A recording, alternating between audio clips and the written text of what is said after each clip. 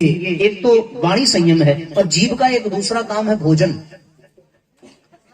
भोजन हम लोग कहीं निमंत्रण में जाते हैं तो हमारे पिताजी एक बड़ी अच्छी बात सुनाते थे। वो कहते थे कि किसी को भोजन तब तक परोसो जब तक उसकी ये स्थिति न हो जाए। क्या? हाँ हाँ खाए, हूँ खाए और खाए नहीं आए। लिखा है क्या कहीं? मैं आपको सुनाता हूँ, ये बड़ा गजब का है। कहते हैं कि हाँ हाँ खाए, हूँ खाए और खाए नहीं आए, दोनों हाथ जब छाप ले तब जाना नहीं खाए। किसी को परोसने जाओ तो कहता है अरे नहीं नहीं भाई साहब, नहीं नहीं, हाँ हाँ अरे नहीं, मतलब चाहता तो है कि मिल जाए पर इशारा करता है कि नहीं नहीं नहीं, बहुत बहुत बहुत है। हाँ हाँ खाए, हूँ अरे बस करो भाई, कितना दे रहे हो, बिना पूछे दिए जा रहे हो। अंतरात्मा कहती है कि और मिल जाए महाराज, अंतरात्मा ये कहती है।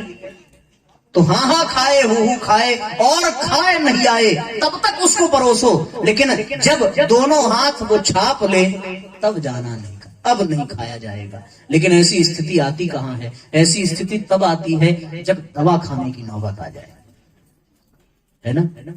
इंसान कितना भी पेट भरा रहे, मैं समझता हूं कि शेर यदि भूखा नहीं है तो उसके सामने से गीदड़ भी चला जाए वो प्रहार नहीं करता। देखा है आप लोगों ने? देखा तो नहीं होगा पर सुना जरूर होगा कि बिना भूख के वो शिकार नहीं करता। लेकिन इंसान कितना भी खा ले और ससुराल पहुंच जाए और छोटी सी साली ने प्यार से कह दिया कि जीजा जी एक गुलाब जामुन और ले लो, उसके बाद तो जीजा जी पिघल जाते हैं। बोले दवा खा लेंगे पर तेरे नाम पर एक और गुलाब जामुन। ये जो गुलाब जामुन है ना वो साली के प्यार में नहीं होता, वो जिह्वा की स्वाद के लिए होता है। जो स्वादिष्ट चीज होती है उसे व्यक्ति छोड़ना नहीं चाहता, ये स्थिति है। तो हम लोगों को गुरुजी ने कहा कि अपने स्वाद पर नियंत्रण रखना अत्यंत आवश्यक है। आज बीमारी का यही, पहले मैं खुशहाल नगर में रहता था सेक्टर बी में, वहां पर हमारे पिताजी के एक मित्र रहते थे। उनका इतिहास है भैया कि वो हर रविवार को अभक्ष्य भोजन करते थे, हर रविवार को। उनका रिकॉर्ड है और ये एक रिकॉर्ड है। दूसरा ये है कि हर रविवार को वो मांस का भक्षण करते थे और हर सोमवार को वो बीमार पड़ते थे। ये देखिए, हर सोमवार को उनका ऑफिस छूटता था। मतलब ऑफिस वाले ये जान गए थे कि आज सोमवार है, बंदा नहीं आएगा। और फिर वो बताते भी बड़े मजे से थे कि तिवारी जी स्थिति हमारी ऐसी है कि ठंड के महीने में नीकर पहनो, पैजामा पहनो, पैंट पहनो, स्वेटर पहनो, इनर पहनो, शर्ट पहनो, कोट पहनो और सब पहन करके जब गाड़ी पर बैठो और तब पेट बिगड़ जाए तब जीवन में बड़ा कष्ट होता है। तो फिर पिताजी ने उनसे कहा कि भैया जब ये सारी समस्या है तो थोड़ा खाने पर नियंत्रण रखो। आदमी स्वाद में इतना मरा हुआ है कि वो कुछ भी कर जाता है। स्वाद में जीभ का एक दूसरा संयम है कि हम उतना ही भोजन करें जितना कि हमारे पेट में आवश्यकता है। जीने के लिए खाइए, खाने के लिए मत जिए। वंदनीय माता जी ने कहा था कि यदि लंबी आयु तक जीना है तो कड़ी भूख लगने पर ही भोजन करें। आप शांति कुंज में जाओ, भोजनालय में ये होल्डिंग लगी हुई है कि यदि लंबी उम्र तक जीवन जीना है तो कड़ी भूख लगने पर ही भोजन करना चाहिए। इंसान इतना भोजन करता है, आजकल तो हमारा भी बहुत निकल गया है ना? तो आजकल आप देखो इतना आदमी भोजन करता है कि वो पीछे का तकिया, वो लगता है चौथा पांचवा महीना उसी का चल रहा है। ऐसी स्थिति हो जाती है।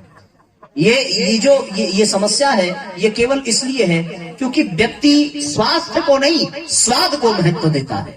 स्वास्थ्य को महत्व दे तो फिर वो सदैव स्वस्थ रहेगा, लेकिन वो स्वाद को महत्व देता है तो फिर उसका स्वास्थ्य बिगड़ता चला जाता है खाने से ही। और आजकल तो जितनी भी चीजें बाजार में मिल रही हैं खाने पीने की, वो साथियों अति नुकसानदायक है। परम पूज्य गुरुदेव ने और आयुर्वेद ने भी कहा है कि ऋतभुक मितभुक हितभुक, अर्थात मौसम के अनुसार खाइए और उतना ही खाइए जितना पचा सकें, और हितभुक अर्थात वो खाइए जो आपके स्वास्थ्य के लिए अनुकूल हो। हमारे आयुर्वेद में, शास्त्र परंपरा में ये बताया गया कि किस महीने में क्या खाना चाहिए, किस समय में क्या खाना चाहिए, यहां तक की जानकारी दी गई है। चैत दही बैशाख में बेल, जेठ में सयन अषाढ़ में खेल, सावन हर्रय भादौ तीत, पार मास कुड़ खाया मीत, कार्तिक मूली अघन तेल, पूस में किया दूध से मेल, माघ मास घी खिचड़ी खाया, और फागुन उठ के प्रात नहाया। ये शास्त्र हम लोगों ने बचपन में अपने माँ बाप से ये पंक्तियां सुनी हैं कि किस महीने में क्या खाना चाहिए, किस समय में क्या खाना चाहिए। मूली को रात में नहीं खाना चाहिए, दही को रात में नहीं खाना चाहिए। ये सारी जो चीजें हैं ये आप सबको पता होती हैं, बताने की आवश्यकता नहीं है। तो आज एक दूसरा संयम जीवन में आप धारण करें कि जब बहुत कड़ी भूख लगी हो तो ही भोजन करें, कड़ी भूख लगने पर। और साथियों, गुरुजी ने ये भी कहा कि आपको यदि 4 रोटी की भूख है तो केवल 2 रोटी यानी आधा पेट भोजन करें, और फिर 1/4 हिस्सा आप अपने पेट में पानी पीने के लिए छोड़िए, और 1/4 हिस्सा अपने पेट में सांस लेने के लिए छोड़िए। तो आधा पेट भोजन ही करना चाहिए, वो भी कड़ी भूख लगने पर। परम पूज्य गुरुदेव केवल 1 मुट्ठी चावल और 1 मुट्ठी दाल की खिचड़ी बना करके खाते थे, और जीवन के अंतिम के 5 वर्ष तो गुरुजी ने अन्न छुआ तक नहीं। 5 साल तक गुरुजी ने अन्न छुआ तक नहीं है। इतना बड़ा नियंत्रण, इतना बड़ा संयम। और हम लोग तो इंतजार करते हैं कि साल में 1-2 बढ़िया दावत तो होनी ही चाहिए, बिल्कुल होनी चाहिए। तो साथियों, दूसरा संयम है स्वास्थ्य का, जिह्वा संयम के लिए वाणी संयम और स्वादेंद्रियों पर विजय प्राप्त करना। तो वाणी संयम के लिए गुरुजी ने मौन बताया, और दूसरा स्वाद इंद्रियों के संयम के लिए गुरुदेव ने कहा कि आप एक ऐसा क्रम बना लीजिए कि आप एक दिन मीठा मत खाइए, एक दिन आप नमक मत खाइए, एक दिन आप उपवास रखिए। ये सारी सूत्र बताए उन्होंने स्वाद इंद्रियों को नियंत्रित करने के लिए। यदि हमारी इंद्रियां स्वाद के बजाय स्वास्थ्य पर ध्यान दें तो फिर हमारा जीवन संयमित हो जाता है। साथियों, हम लोग करते तो हैं पर विवश होकर के, मजबूर होकर के। अभी आपसे कहा जाए कि एक दिन मीठा मत खाना तो आप नहीं मानोगे, मैं जानता हूं, लेकिन डॉक्टर ये कह दे कि अब आप शुगर के पेशेंट हो गए हैं, आपको नहीं खाना है, तो आप चाह के भी नहीं खा सकते, क्योंकि जिंदगी से बड़ा मोह है इंसान को, वो नहीं खा सकता। तो फिर वाणी संयम और स्वादेंद्रियों को संयमित रखना ये अत्यंत आवश्यक है। एक अगले बिंदु पर चलें तो ये जिह्वा इंद्रिय, जनेंद्रिय, मनुष्य को गृहस्थ धर्म में होते हुए भी कुछ कुछ समय के अंतराल के लिए ब्रह्मचर्य का पालन अवश्य करना चाहिए, क्योंकि यही तो जीवन धन है, यही जीवनी शक्ति है जो मनुष्य को ऊपर की ओर ले जाती है। जो अपनी जीवनी शक्ति को नष्ट करता है, जो जिसका चारित्रिक पतन हो जाता है, वो अपने जीवन को बर्बाद कर देता है, नष्ट कर देता है। और भारतीय संस्कृति में तो चरित्र की बहुत महिमा गाई गई है, बहुत महिमा गाई गई है। ये भारतीय संस्कृति की पराकाष्ठा है। मैं सत्य कहता हूँ, केवल भारत में ही, केवल भारतीय संस्कृति में ही ये सिद्धांत दिया गया कि यत्र नार्यस्तु पूज्यन्ते रमन्ते तत्र देवता। केवल यहाँ ही यह सूत्र दिया गया कि दूसरों के स्त्रियों को माँ और बहन मान करके उनकी पूजा करो। ये केवल भारत में है, विदेशों में ऐसा नहीं है। विदेशों में आज ये स्थिति है साथियों कि लोग आत्महत्या करने पर विवश हैं, क्योंकि वहां पर ऐसी महिलाओं की संख्या बहुत अधिक है जिन्होंने कुंवारेपन में ही मां बनने का सौभाग्य का दुर्भाग्य पाया है।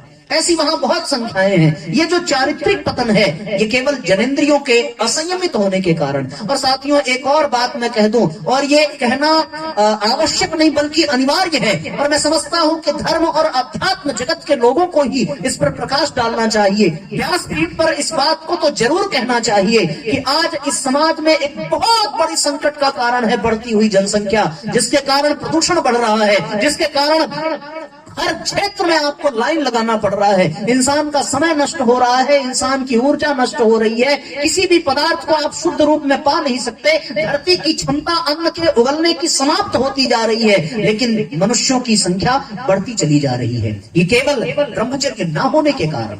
यहाँ पर ये कहने में जरा भी संकोच नहीं होना चाहिए कि साथियों, जब हमारा देश आजाद हुआ तो उस समय इस देश की संख्या केवल 37 करोड़ थी, केवल 37 करोड़, और आज इस देश की संख्या 137 करोड़ है। मतलब 3.5 गुना वृद्धि हुई है इन 50-70 सालों में। ये अपने आप में एक बहुत बड़ी समस्या का सूचक है। यदि आज इस दुनिया में जितना भी प्रदूषण दिख रहा है, जितना भी अभाव दिख रहा है, जितनी भी दिक्कतें दिखाई पड़ रही हैं, वो बढ़ती हुई जनसंख्या के कारण है। कोई भी चीज इस समाज में, कोई भी चीज अनियंत्रित और अव्यवस्थित तरीके से बढ़ती हो तो फिर आप ये जान लेना कि वो हानिकारक है। कल मैं कैंसर की बात कर रहा था। कैंसर के भी जो परमाणु हैं, जो हमारे शरीर में कैंसर होने पर आ जाते हैं, वो क्यों घातक सिद्ध होते हैं? केवल इसलिए कि उनके जो वायरस होते हैं, उनके जो पार्टिकल्स होते हैं, वो शरीर में अनियंत्रित और अव्यवस्थित तरीके से बढ़ते हैं और पूरे शरीर को जर्जर कर देते हैं। उसी तरीके से ये बढ़ती हुई जनसंख्या मनुष्य के लिए बहुत बड़ा अभिशाप है। आप इसको लिख करके जाना। आज ये संख्या के कारण कितना ट्रैफिक में उलझना पड़ रहा है। आज संख्या के कारण हर क्षेत्र में लाइन लगा करके खड़ा होना पड़ रहा है। ये साथियों विचार करने की बात है। जीवन में बढ़ती हुई जनसंख्या पर हमें रोक लगाने की आवश्यकता है। परम पूज्य गुरुदेव ने कहा था कि एक से अधिक संतान बिल्कुल नहीं होना चाहिए। यदि एक से अधिक संतान है तो आप उस संतान के प्रति भी अपराध कर रहे हैं और इस समाज के प्रति भी अपराध कर रहे हैं, क्योंकि धरती को अन्न उपजाने की अपनी एक सीमित क्षमता है। वो एक सीमित क्षमता के अनुसार ही आपको अन्न जल प्रदान कर सकती है। एक सीमित क्षमता के अनुसार ही इस ब्रह्मांड में आपको शुद्ध वायु मिल सकती है। लेकिन बढ़ती हुई जनसंख्या के कारण आज न जल शुद्ध रह गया, न वायु शुद्ध रह गई, न धरती का अन्न शुद्ध रह गया। अब उपज बढ़ाने के लिए लोगों ने फर्टिलाइजेशन का बहुत विचित्र तरीके के खाद और केमिकल्स का प्रयोग करना प्रारंभ किया, जिससे धरती की उर्वरा शक्ति नष्ट होती जा रही है। किसी दार्शनिक ने कहा था कि यदि 50 साल तक यही स्थिति रही बढ़ती हुई जनसंख्या की, तो आने वाले समय में खाने को न अन्न मिलेगा, न पीने को पानी मिलेगा, और आने वाली पीढ़ियां आपसे प्रश्न पूछेंगी कि आपने हमें क्यों पैदा कर दिया, जब यहाँ पर न शुद्ध वायु रह गई, न शुद्ध जल रह गया, न शुद्ध अन्न रह गया। तो इसलिए साथियों, इस पर अवश्य विचार करना चाहिए।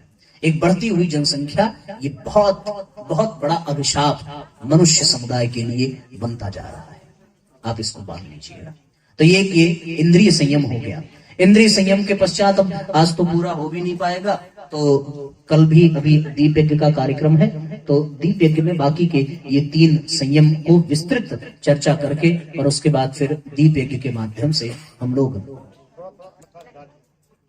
संक्षेप में, हाँ ठीक है, समय संयम, अर्थ संयम और विचार संयम ये शेष रह जाता है।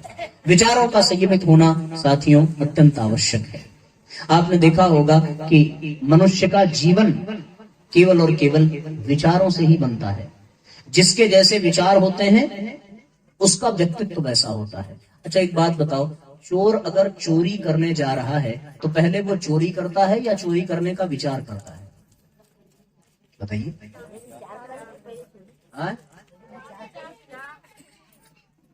पहले विचार करी, पहले चोरी करी। कौन पंडित जी आज हुआ बात बतियावे? अरे जाहिर सी बात है, पहले विचार करी ओकर बाद ना चोरी करा जाई। तो पहले चोरिया बदे भेज देबा, ये कौन तरीका है भाई? पहले तो विचार करेगा ना। हाँ वह थमाऊ का थे, ये लोग समझे तब ना, सब ना। तो पहले विचार करी ओकर बाद चोरी करी, यही तो बात है। अब ये देखो, ये जो विचार है ना, यदि उसके मन में चोरी का विचार आया और उसी क्षण किसी ने उसके विचार को बदल करके शुद्ध बना दिया, तो फिर वो चोरी नहीं करेगा। जैसे ही उसके मन में चोरी का विचार आए और वो किसी सत्संग में चला जाए और उस सत्संग में जाने पर उसे ये बता दिया जाए कि भैया चोरी करने पर बड़ी लानत झेलनी पड़ती है, जिस समाज ने तुम्हें सम्मान की दृष्टि से देखा, अब वही समाज तुम्हें चोर की दृष्टि से देखेगा। जो तुम्हारे घर आने पर तुम्हारे खाने पीने के लिए सारी वस्तुएं तुम्हारे सामने रख देता था, अब जब तुम चोर बन जाओगे तो फिर तुम्हारे घर जाने पर वो अपनी जितनी भी मूल्यवान वस्तुएं हैं वो उसको छुपा करके रखने की कोशिश करेगा, बल्कि तुम्हारे आने पर दरवाजा भी बंद करके रख देगा। ऐसी स्थिति में आप चोरी करेंगे तो आपकी बड़ी बदनामी होगी, बड़ा आपको लानत झेलनी पड़ेगी। आप अगर ईमानदारी का धन अपने घर में लेकर के आएंगे तो आपके बच्चे संस्कारी बनेंगे, और यदि आपने बेईमानी का, चोरी का धन अपने घर में ले आए तो फिर उसके साथ रोग, शोक, संताप, दुख, क्लेश, कलह भी आपके घर में आएगा। आपके बच्चे को संस्कारी हो जाएंगे, आपका परिवार बिखर जाएगा। और यही बात मुनि नारद ने वाल्मीकि को समझाई थी कि तुम जो ये डाकू बन करके लोगों को लूटते हो, क्या इस पाप में तुम्हारा परिवार भी तुम्हारे साथ होगा? वाल्मीकि ने कहा, भगवान पूछ करके आता हूँ। घर वापस गए, पत्नी से, बच्चों से पूछा, दोनों ने कह दिया कि हमारे पालन पोषण की जिम्मेदारी आपकी है। आप चाहे चोरी करके लाओ, चाहे लूट करके लाओ, चाहे कमा करके लाओ, आपके द्वारा किए गए पाप में हमारा कोई सहयोग नहीं होगा। उनकी आंख खुल गई और वो रत्नाकर डाकू महर्षि वाल्मीकि बन गया, केवल और केवल विचारों के परिवर्तन से। यदि उस क्षण, उस पल नारद जी ने उनके विचारों को परिवर्तित न किया होता तो वो डाकू कभी वाल्मीकि न बन पाता, और जब वाल्मीकि न बन पाता तो कभी इस दुनिया में रामायण नहीं आती, और रामायण नहीं आती तो हमें राम और सीता का परिचय प्राप्त नहीं होता, और ये भारतीय संस्कृति उस महान मर्यादा को कभी स्पर्श न कर पाती जिसको आज हम सुनने के लिए अपना इतना बहुमूल्य समय लगाते हैं। इसलिए साथियों, वो विचार परिवर्तन की केवल और केवल एक प्रक्रिया थी। किसी के मन में यदि काम वासना का विचार आ जाए, मैं कितने उदाहरण आपको बताऊं, बताने लगूं तो समय कम पड़ जाएगा, पर सारे उदाहरण स्पर्श कर जाते हैं हृदय के उस गहराई को जहां पर स्वयं परमात्मा विद्यमान है। आप कल्पना करो कि एक राम बोला नाम का युवक जिसके जीवन में काम वासना भड़की और वो आधी रात को अपनी पत्नी से मिलने चला गया, जिसने नदी में बहते हुए शव को नाव समझ लिया, सर्प को लटकते हुए रस्सी समझ लिया, और रात के अंधेरे में अपने पत्नी के आंगन में कूदा, जो काम वासना से पीड़ित है, और पत्नी ने उसके विचार को परिवर्तित किया। केवल इतना ही कहा था कि इतनी प्रीति जो राम में होती तो होत न तब भवभीति, बस इतना ही कहा था कि विचार परिवर्तन हो गया और वो राम बोला, संत तुलसीदास बन गया और रामचरितमानस का उद्धार कर दिया। केवल विचार परिवर्तन से ये विचार ही बदल गए, जीवन बदल गया। तो आप एक बात स्पष्ट जान लेना कि पूरे जीवन को संचालित करने वाला केवल ये विचार ही है। शरीर इतना बड़ा, पर पूरे शरीर का नियंत्रण बस इतने से ही होता है, खोपड़ी से। किससे? खोपड़ी। अच्छा, नाम बड़ा गजब है, जरा बोल के बताओ, क्या बोला बाबू? खो। ये विचारों का असंयम ही इसीलिए है क्योंकि खो पड़ी। अगर ये नहीं खोई होती तो फिर इसमें प्रज्ञा जागृत होती, विवेकवान व्यक्ति होता और फिर वो सही दिशा में होता, लेकिन खो पड़ी तो फिर विचार असंयमित हो गए। तो ये पूरे शरीर का संचालन केवल इतना ही हिस्सा करता है, और इसको भी यदि हमने खो दिया, खो पड़ी तो फिर पड़ी रहेगी। तो विचारों को संयमित करना पड़ेगा। जैसे ही जीवन में गलत विचार प्रवेश करें, वैसे ही उसका ठीक विपरीत विचार अपने आप तैयार रखो और विचारों से युद्ध करने दो। श्रेष्ठ विचारों को जीत दिलाओ और फिर सही रास्ते पर आगे बढ़ जाओ। और इसके लिए साथियों, स्वाध्याय बहुत जरूरी है, गुरुजी के साहित्य बहुत जरूरी है, गुरुजी की पुस्तकें बहुत जरूरी हैं। और मैं आपसे ये कहूं कि आप पुस्तक खरीदना भी मत, बस आप इतना करना कि ठीक रात 8 बजे, कितने बजे? ये रात 8 बजे वाला समय बड़ा खतरनाक है। एक बार 2016 में भी रात 8 बजा था, याद है? जब 500,000 का बंद हो गया था। ये रात 8 बजे वाली घटना बड़ी खतरनाक है। किसान बिल भी रात 8 बजे ही पास हुआ था। जितने भी महत्वपूर्ण निर्णय हो रहे हैं सब रात 8 बजे। इसीलिए हमने भी, अब ये कहने को कह दिया पर इसलिए ऐसा कोई बात नहीं है, पर रात 8 बजे आप जो है, एक YouTube चैनल है गायत्री शक्तिपीठ दानोपुर वाराणसी, या तो आप शक्तिपीठ के नाम से सर्च करना या हमारा नाम अनिलेश तिवारी लिख करके सर्च करना। आप उस चैनल से जरूर जुड़ना और रात 8 बजे उसमें जुड़ करके गुरुजी का साहित्य पढ़ना। इस समय 47वीं पुस्तक चल रही है और पिछले 640 दिन से इस पे स्वाध्याय चल रहा है। आज 642वां दिन है और हम यहाँ पर बैठे हैं तब भी स्वाध्याय हो रहा है। अभी अपना मोबाइल उठा करके देखो तो आज का स्वाध्याय भी वहां पर संपन्न हो गया होगा। और डेली 150 से 200 लोग जुड़ करके उसमें स्वाध्याय कर रहे हैं, केवल इसलिए कि वो अपने विचारों को संयमित कर सकें, वो अपने विचारों को श्रेष्ठ बना सकें। पता नहीं कौन से गुरुजी के विचार कब किसको कहां स्पर्श कर जाएं और किसका जीवन बदल जाए, कुछ कहा नहीं जा सकता। तो फिर इस विषय को समेटते हुए अब इसकी गहराई में और न चले, बस आप ये जान लो कि विचारों को संयमित करने के लिए स्वाध्याय का होना बहुत जरूरी है। और स्वाध्याय के लिए आप 8 बजे YouTube चैनल पर आप जरूर जुड़ना, उसको सब्सक्राइब कर लेना ताकि आपको उसका नोटिफिकेशन मिले और आप डेली 8 बजे जुड़ करके स्वाध्याय कर सको। ये विचार संयम है।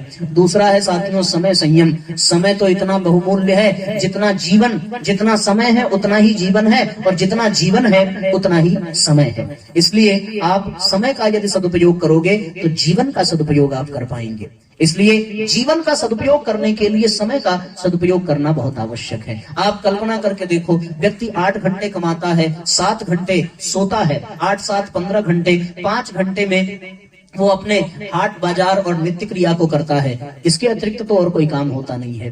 5 घंटे घर परिवार के लिए, 7 घंटे सोने के लिए, 8 घंटे नौकरी आदि गृह कार्य करने के लिए, तो 8, 7, 15, 5, 20, बाकी का 4 घंटा कहाँ जा रहा है इसका कोई हिसाब ही नहीं है हमारे पास। और एक दिन का 4 घंटा और फिर एक महीने का 4 3 120 घंटा। अरे बाप रे बाप, इतना लंबा समय हम लोगों का चला जाता है। आपको मैं बताऊं, समय का सदुपयोग करने वाले एक बहुत महान लेखक हुए विदेश के, मुझे नाम याद नहीं आता, पर उन्होंने एक पुस्तक को, वो किसी सरकारी दफ्तर में किसी बहुत ऊंचे पद पर थे, उनको समय नहीं मिलता था, पर उस ऊंचे पद पर रहते हुए भी उन्होंने एक पुस्तक का भाष्य किया। और पता है कब किया? वो प्रतिदिन चाय बनाते थे और जितनी देर चाय उबलती थी, 5 मिनट, 7 मिनट, 10 मिनट, जितनी देर चाय उबलती थी उतनी देर में वो प्रतिदिन एक पुस्तक का भाष्य किया करते थे। 1 साल के अंदर उन्होंने पूरी किताब का इंग्लिश में अनुवाद कर दिया, पूरी किताब का। लेकिन कितने समय में? केवल चाय बनाने के समय में। आप विश्वास कर सकते हो? नहीं कर सकते ना। पता है क्यों किया उन्होंने? केवल इसलिए क्योंकि वो समय का सदुपयोग करते थे। हम लोग अगर चाय बनाएंगे तो क्या करेंगे? आप जरा विचार करो, क्या करोगे? सही कर उठा दी तोरे लगे ना, नहीं तो हम देखते। हाँ तो यही बदे ना देखा था ना, चाय तो तू बनाता हो वो। अच्छा, तब तो तुझसे बातें कर बेकार, तो यहाँ चाहिए ना मिली तब। अच्छा, अरे गजब, ताली बजाओ भाई। ये आनंद आ गया। देखा, हमारे बदे चाय मिल जाई, लेकिन अगर मोबाइल चलावा आई तो फिर हम चलाई है ना। अच्छा, ना चलेगी। अरे ये तो गलीमत है। हमने तो ये भी देखा है कि चाय बनाते हुए भी सेल्फी लेकर के इंस्टाग्राम पे चेप दिया कि आई एम मेकिंग टी, और फिर कमेंट्स भी आते हैं कि मुझे भी पिलाओ। कमेंट्स भी आता है कि मुझे भी पिलाओ, और फिर रिप्लाई भी जाता है कि आप हमारे घर आओ। पीने वाला भी मस्त, पिलाने वाला भी मस्त, और चाय बेचारी इंस्टाग्राम पे टहल रही है। तो ये समय का सदुपयोग नहीं है। समय का सदुपयोग, देखो आप लोग हंस रहे हो, पर मैं हंसने के लिए नहीं कह रहा हूँ, वो भी याद आ जाता है तो मैं क्या करूं, आदत से थोड़ा मजबूर हूँ। बहुत ज्यादा देर तक हम गंभीर भी नहीं रह पाते हैं, क्योंकि हमें पता है कि बहुत लेवल हाई हो जाए तो आप लोग ऊब जाओगे और फिर हमें ऐसे ही हम लोगों को छोड़ करके चले जाओगे। तो बीच बीच में ये जानबूझ करके हंसाना आवश्यक है ताकि आपका मन लगा रहे। हो सकता है कुछ लोगों को ये बुरा भी लगता हो, ये भी हो सकता है कि भैया कथा करने बैठे हैं कि हंसाने बैठे हैं, पर अपना तो तरीका है भाई, जिसको बुरा लगे लगे, और हम लोग क्या कर सकते हैं। आनंद आ रहा है कि नहीं आ रहा है? समझ में आ रही है बातें ना? अच्छी लग रही है ना? तो बस यही हमारा उद्देश्य है। अब हो सकता है कि कुछ को ये भी लगे कि बैठ करके मस्ती मजाक करना है, पर वास्तविकता ये है कि आपका मन लगा रहे, इसलिए इस तरह के कभी कभी विनोद करना आवश्यक हो जाता है। और ये अनजाने में नहीं होता, ये जानबूझकर होता है ताकि आपका मन लगा रहे। और अध्यापक भी वही सफल है जो हंसते बुलाते खेलते खिलाते पूरा पाठ पढ़ा दे। जो बहुत गंभीरता के साथ करे उसके क्लास में विद्यार्थी जाना नहीं चाहते। तो इसलिए साथियों, समय का सदुपयोग बहुत आवश्यक है, ये अत्यंत आवश्यक है। आप समय का सदुपयोग करिए। आपको मैं बताऊं, परम पूज्य गुरुदेव ने जब स्वतंत्रता की लड़ाई में उनको जेल जाना पड़ा तो 6 महीने वो जेल में बंद रहे। लेकिन उस 6 महीने जेल में बंद होने पर भी उन्होंने समय का सदुपयोग किया और उन्होंने इंग्लिश भाषा उस जेल में रह करके सीखी। आप विश्वास नहीं करोगे, कोयले के टुकड़े को लेकर के वो उस जेल में जमीन पर लिख लिख करके, और अंग्रेज के जो जेलर थे उनसे इंग्लिश वाला अखबार लेकर के गुरुजी ने 6 महीने में पूरी अंग्रेजी सीखी थी। सदुपयोग समय का ये होता है। हम लोग को यदि कोई जेल में बंद कर दे तो हम लोग 6 महीने रो करके मर जाएंगे। अरे सीखना तो दूर, इंग्लिश बोलना भी नहीं चाहेंगे। उस समय तो जवाब ही नहीं निकलेगा, केवल आंख से आंसू निकलेंगे, मुंह से केवल और केवल बद्दुआ निकलेगी उसके लिए जिसके कारण से जेल में आना पड़ा है। तो साथियों, समय का सदुपयोग ऐसा है, विपरीत परिस्थितियों में भी हम सदैव कुछ न कुछ प्राप्त करते रहें। एक एक मिनट का, एक एक पल का सदुपयोग। तो इसके लिए परम पूज्य गुरुदेव ने कहा कि आप अपने 24 घंटे की पूरे के पूरे दिनचर्या को आप एक नियमावली, एक समय सारणी बनाइए कि इतनी देर हमें ये करना है, इतनी देर ये करना है, इतनी देर ये करना है। ऐसे ऐसे आप अपने समय को संयमित करिए और समय की चोरी करिए। आप कहां से कितना समय बचा सकते हैं, आप उसमें से अपने समय को बचाइए। और नित्य निरंतर लगातार एक लंबे समय तक काम करते हुए यदि आप बिता दें अपने समय को, तो फिर आप गुरु जी जैसे बन जाएंगे। गुरुदेव ने 3200 पुस्तकें केवल इसलिए लिखी कि परम पूज्य गुरुदेव किसी कार्य को प्रतिदिन करते थे, नियमित करते थे, अनवरत करते थे, और तब जाकर के उन्होंने इतनी पुस्तकें लिखी, केवल और केवल समय का सदुपयोग करके। समय संयम होना चाहिए। और अंतिम वाला है साथियों, अर्थ संयम, पैसे का सदुपयोग होना चाहिए। शास्त्रों में ये कहा गया है कि 2 हाथ से कमाइए, 1000 हाथ से वितरित करिए, पर केवल किसके लिए? लोक कल्याण के लिए, दूसरों के हित के लिए, दूसरों के उद्धार के लिए। ये जो अर्थ है ये परमात्मा की संपदा है, हमारी आपकी नहीं है। आपने मेहनत करके उसे अपने पास पा तो लिया, लेकिन उसका दुरुपयोग करने का अधिकार आपको नहीं है। अर्थ का संयम होना चाहिए। अपनी कमाई को सही कार्य में लगाइए, अपनी कमाई को सही दिशा में लगाइए। सही कार्यों में लगा करके, सही दिशा में लगा करके आप अपने धन का सदुपयोग कर सकते हैं। और यदि आपने सही काम में न लगाया तो फिर आपका धन दुरुपयोग का माना जाएगा, और उस धन का दुरुपयोग करने पर फिर आपको निर्धन होने का अभिशाप झेलना पड़ेगा। इसलिए धन का सदुपयोग धर्म के कार्य में, धन का सदुपयोग श्रेष्ठ कार्य में, धन का सदुपयोग महान कार्य में करना चाहिए।